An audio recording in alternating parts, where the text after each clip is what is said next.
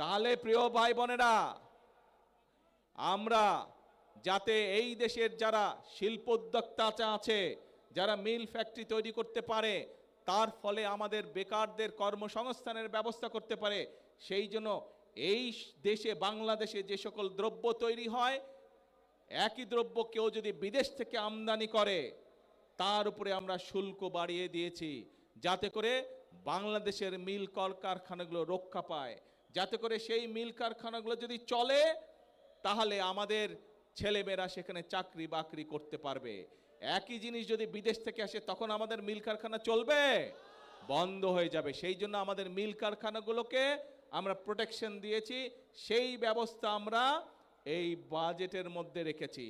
প্রিয় ভাই বোনেরা, আমরা এই বাজেটের মধ্যে অর্থ বরাদ্দ রেখেছি এবং একই সাথে বিভিন্ন নিত্য প্রয়োজনীয় দ্রব্য, চাল, ডাল, তেল, নুন, চিনি, এই সবের উপরে যে শুল্ক আগে ছিল, সেই শুল্ক আমরা যে ট্যাক্স ছিল সেই ট্যাক্সও আমরা উঠিয়ে নিয়েছি, যাতে জিনিসের দাম না বাড়ে। জনগণের কথা চিন্তা করে আমরা ৬০টি নিত্য প্রয়োজনীয় দ্রব্যের উপর থেকে আমরা শুল্ক প্রত্যাহার করে নিয়েছি এই বাজেটে। এখন প্রিয় ভাই বোনেরা, যেই বাজেটে ৬০টি পণ্যের উপর থেকে শুল্ক প্রত্যাহার করে না হয়, সেই বাজেটকে একটি দল বলে গণবিরোধী বাজেট। এখন জনগণের জন্য যেই বাজেটে সকল ব্যবস্থা রেখেছি, সেই বাজেটকে যারা গণবিরোধী বলে, তারা কি কখনো জনগণের বন্ধু হতে পারে? তারা কখনো জনগণের বন্ধু হতে পারে না প্রিয় ভাই বোনেরা।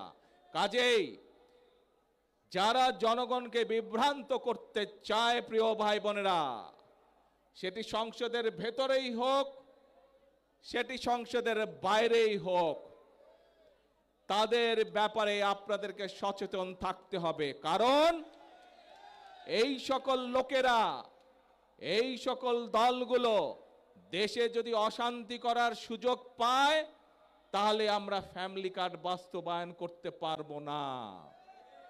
এই লোকগুলো, এই দলগুলো যদি দেশে অশান্তি সৃষ্টি করে, তাহলে এই যে আজকে প্রতিবন্ধী মানুষগুলোকে যে আমরা সহযোগিতা করলাম, এই যে গরিব ছাত্র স্টুডেন্টগুলোকে যে আমরা সহযোগিতা করলাম, এই যে আমরা নিত্য প্রয়োজনীয় দ্রব্যের উপর থেকে ৬০টি দ্রব্যের উপর থেকে যে আমরা ট্যাক্স তুলে নিতে পারলাম, এইটি আমরা তাহলে কন্টিনিউ করতে পারবো না। কাজেই যারা এসব কাজে বাধা দিবে, কি ব্যবস্থা করা উচিত তাদের বিরুদ্ধে? সতর্ক থাকতে হবে তাদের বিরুদ্ধে এবং জনগণকে ঐক্যবদ্ধ থাকতে হবে।